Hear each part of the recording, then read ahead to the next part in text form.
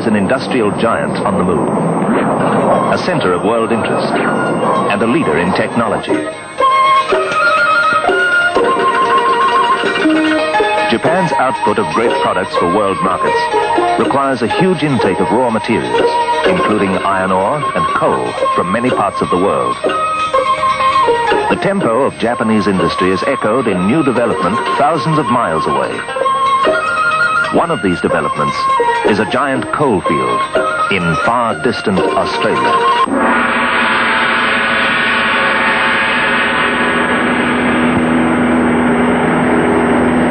The enormous coal deposits at Goonyella have been on record since the beginning of the century.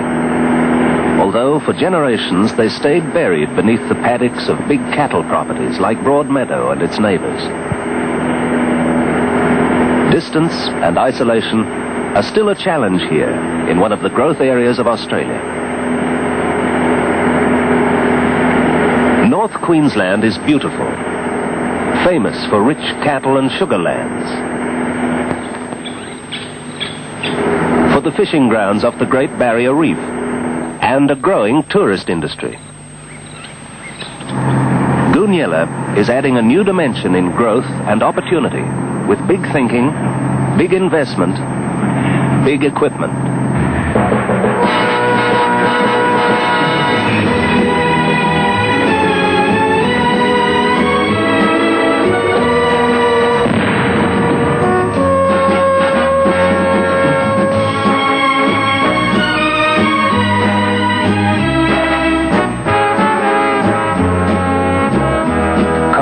Goonyella, in demand for the furnaces of Japan, is helping the Queensland government to release a new surge of growth and vitality here.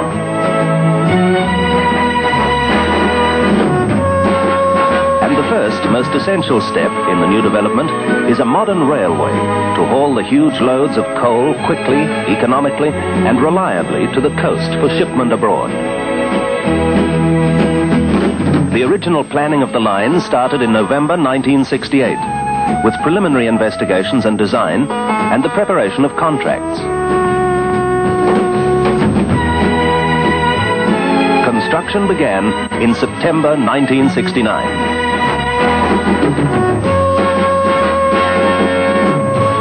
The approximate cost of the railway line, the rolling stock, and the buildings pertaining to them was 36 million Australian dollars.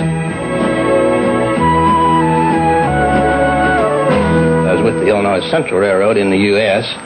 and engaged in maintenance and construction.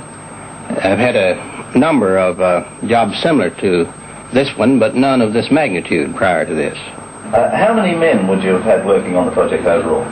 Well, we would have had at the peak roundly 1,000 men engaged on the job.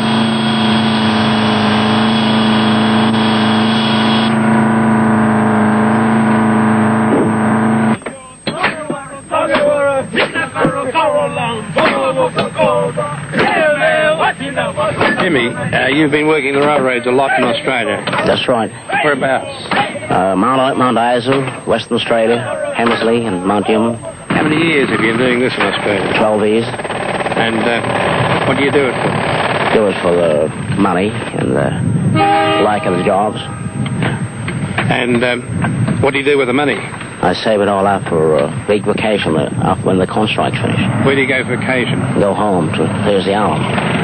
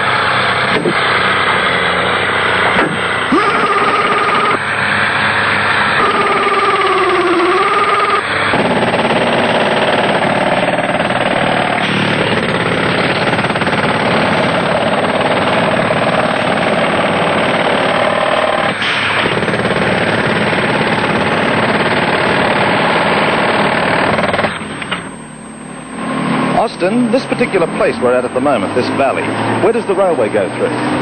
It goes down across this valley that you're looking at here. But that's enormous. I mean, it's a great deep valley. Look at the depth of it. How long will that take? Oh, that'll probably take them 4 to 5 weeks. There's approximately about 300,000 cubic yards of earth to go in there.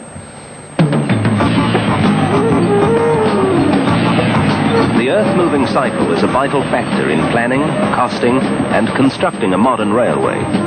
Big equipment, working in an efficient cycle, moves tons of earth at a cost of a few cents a cubic yard.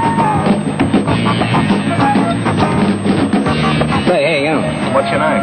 Terry, Terry, how long have you been on this job? 4 months since we started. And how long have you been driving these sort of monsters? I've been driving for 14 years now, but I'm only driving this one for about 3 months now. Are they hard to drive? Are they sort of difficult things to handle? No, once you get used to them, there's nothing in it really. You just got to put a nerve, I suppose, and you just got to watch it, that's all.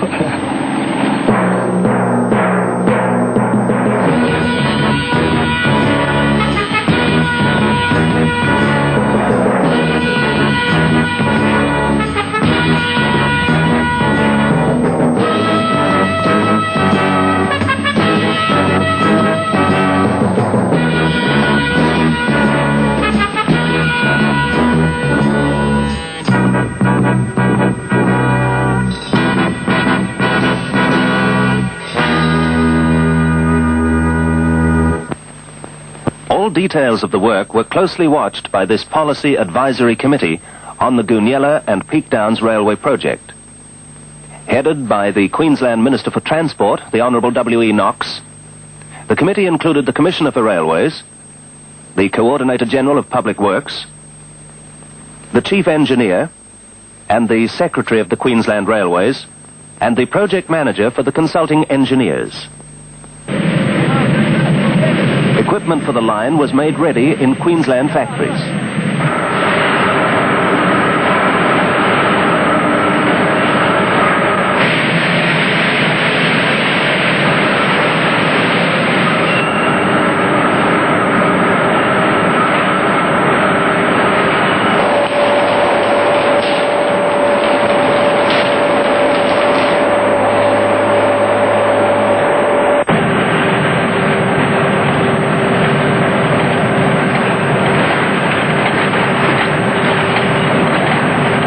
Dog spikes for this line are 7 inches long, as distinct from the smaller 5-inch spikes on other Queensland tracks.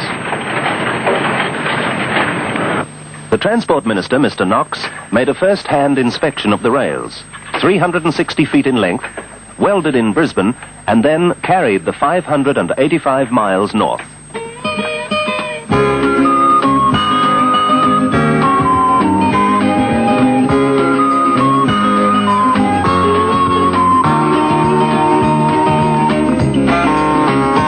For the whole 130 miles of the new line. Good, tough hardwood came in from the forests of Queensland and New South Wales. Bridge girders were also manufactured in the major industrial centres of Brisbane, nearly 600 miles away to the south, and carried north by rail.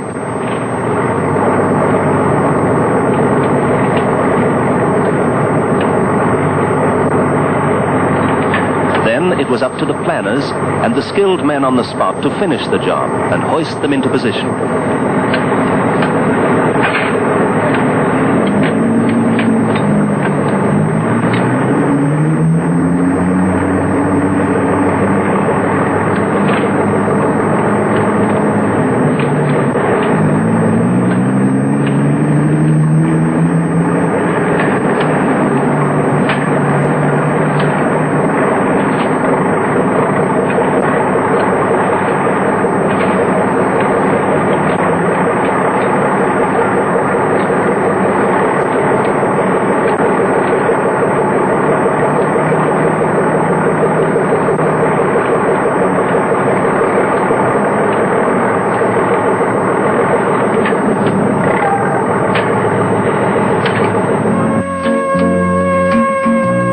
Gradually the line moved inland, with rails being laid at the rate of a mile a day.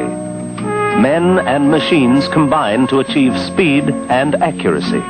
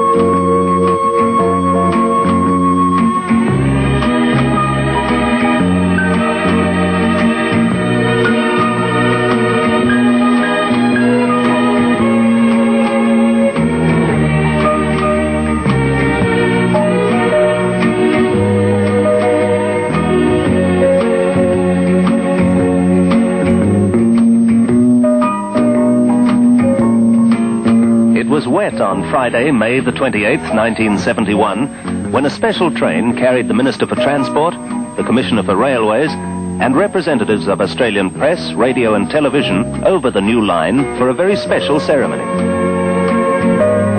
The last dog spikes to complete the line were hammered into place by the Commissioner for Railways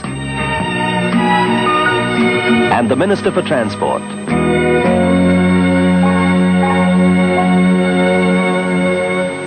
Gold dog spikes. And nobody cared about the rain.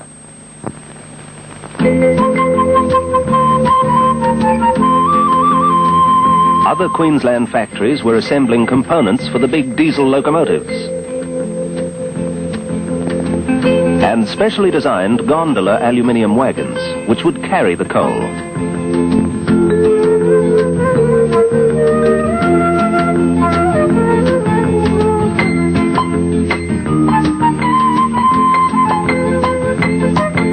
These are workhorses with real pull, the big diesels that work 3 at a time to pull 74 loaded coal wagons to the coast.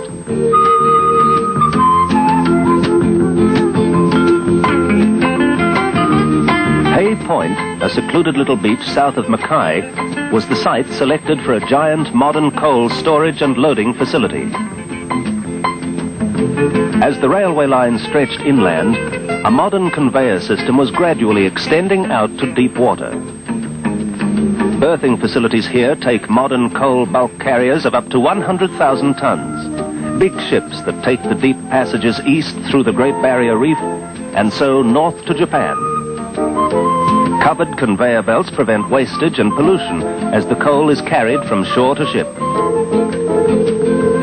At the end of construction, the clear water around Hay Point provides good fishing, as well as an extraordinary picture of a beautiful industrial site. At Goonyella, the Utah Mitsubishi Development Company's mine is laying bare the rich, incredible seam of coal. Like a black river between high, ochre, man-made hills of overburden, with bulldozers and giant Euclids moving like boats on its surface.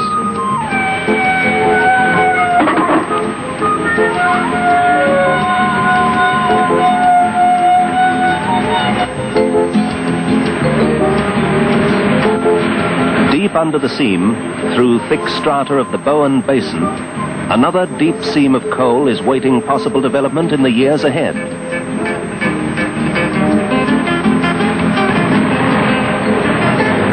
In the cabin of the dragline, the driver sits in air-conditioned comfort as the giant machine strips the overburden from the coal.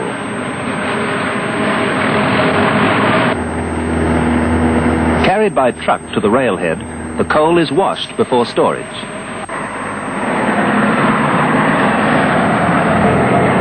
Then the loading facility takes over to fill the coal trains as they arrive.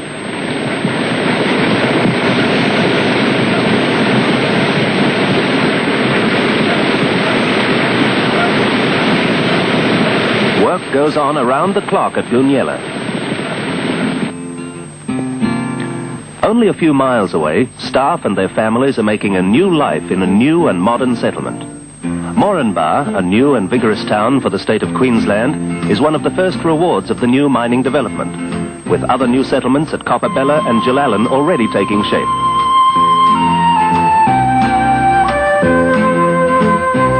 The triple-header train moves out on its run to the coast, pulling 74 wagons carrying a total of approximately 4,300 long tons of coal.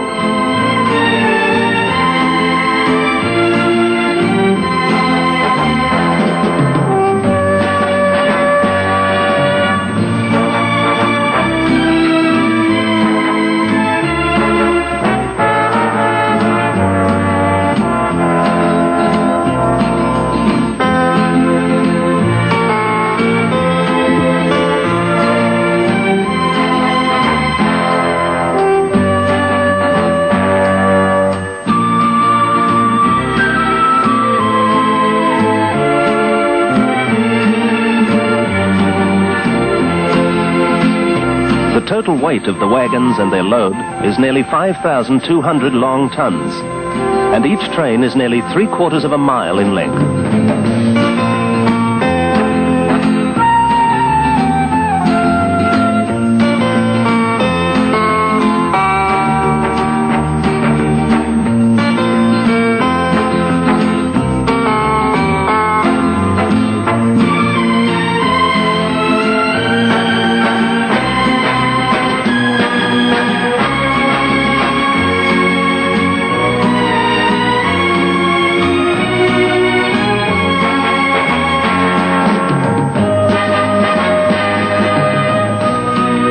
The 130 miles shrink back to a routine run as the coal trains cover it 3 and more times a day.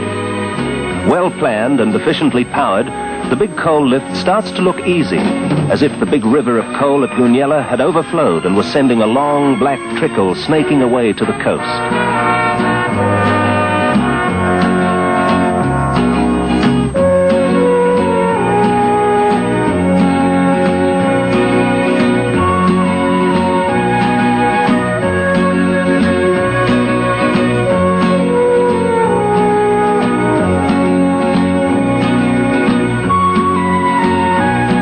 Passes the diesel servicing complex at Gillallan.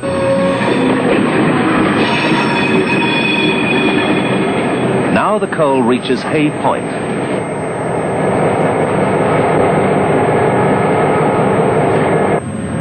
The specially designed gondola wagons, equipped with rotary couplings, remain in the train as they're unloaded, 2 at a time, by the tandem tippler. Each wagon has a payload of 57.5 long tons.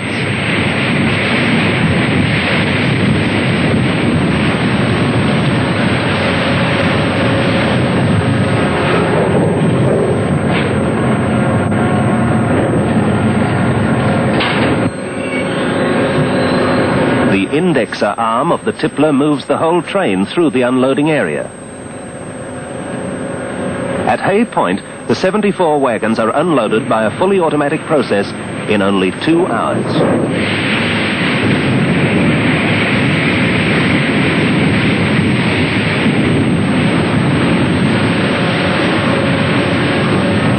Conveyors carry the coal to the sampling station, where it's tested for ash content, moisture, and heat value.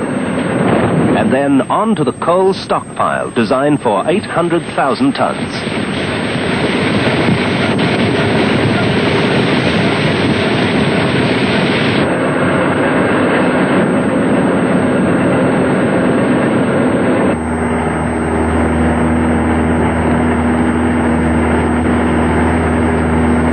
These aerials show the spectacular change which occurred in just 2 years.